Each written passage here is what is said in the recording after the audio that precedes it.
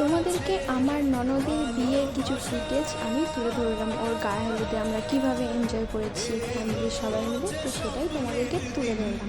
তো তোমরা ভিডিওটা দেখো আর মজা নাও, আর কেমন হয়েছে অবশ্যই কমেন্ট করে জানিও, আর ভালো লাগলে লাইক, কমেন্ট অ্যান্ড সাবস্ক্রাইব করতে ভুলো না।